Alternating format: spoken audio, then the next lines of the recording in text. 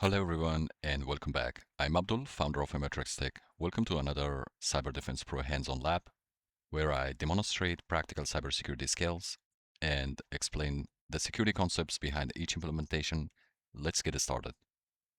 Today's lab is Discover Bluetooth Devices. The objective of this exercise is to identify nearby Bluetooth devices, verify whether they are reachable, and gather information about the services they expose using Linux Bluetooth security tools. During this lab, I'll initialize the Bluetooth adapter, discover nearby Bluetooth devices, verify which devices are active, enumerate available Bluetooth services, and identify device classifications.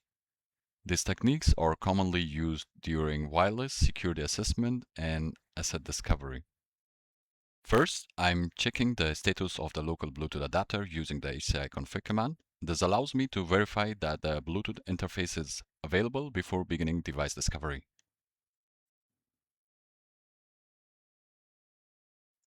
HCI config, here it is. Now I am enabling the Bluetooth adapter. The adapter must be active before it can detect nearby Bluetooth devices or communicate with them by typing HCI config space HCI 0 app command. Boom. After enabling the adapter, I am verifying that it is operational and ready for scanning. Next, I am scanning for nearby Bluetooth devices. This process discovers Bluetooth-enabled devices within range and displays their MAC addresses along with your advertised names. Device discovery is often the first step in a wireless security assessment. By typing HCI tool space scan, here we can see the MAC addresses and their advertised names. Now I'm using the L2 ping utility to determine whether each discovered device is currently active and within communication range. Similar to a traditional network ping, this command confirms Bluetooth connectivity between devices. L2 ping space MAC address AF 52 23 92 EF AF. Boom. Now it is started scanning. Before we start query Bluetooth services, we stop here the scanning process. I am querying one of the discovered devices using the service discovery protocol. This allows me to identify the Bluetooth services the device advertises, helping administrators understand the functionality that is available. By typing SDP2 space browse MAC address AF 52 23 92 EF AF. Here it is.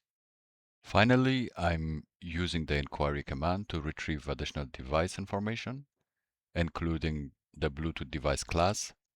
Device class information helps identify whether a device is a laptop, a smartphone, a speaker, headset, or another type of Bluetooth-enabled equipment. Just by typing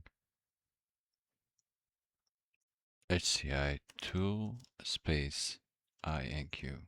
Boom, here it is.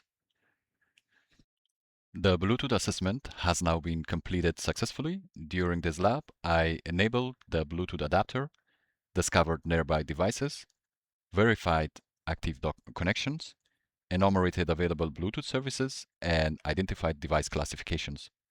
These techniques provide valuable visibility into nearby wireless assets and support effective security assessments.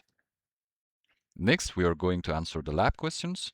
The first question is, as a result of the scan, how many devices were found? We have found 6 devices.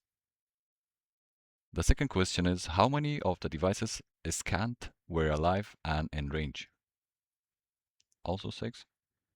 The third question is, which service searches were successful on Francisco's Dell laptop? The first one was ad hoc user service. The second one was device ID service record. And the fourth question is, using the MAC address, what is the class ID number for Brian's Braven speaker? The correct answer is 0x248080. Boom. We got 100 score, fortunately.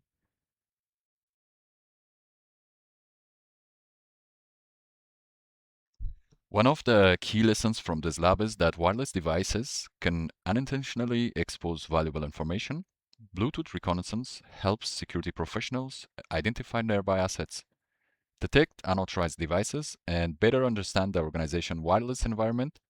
Proper visibility is an important part of maintaining a secure infrastructure. Thank you for watching. I'm Abdul from EMETRIX Tech. If you found this lab helpful, stay tuned for more CyberDefense Pro walkthroughs as I continue building practical cybersecurity skills on my journey toward becoming a professional SOC analyst. See you in the next lab.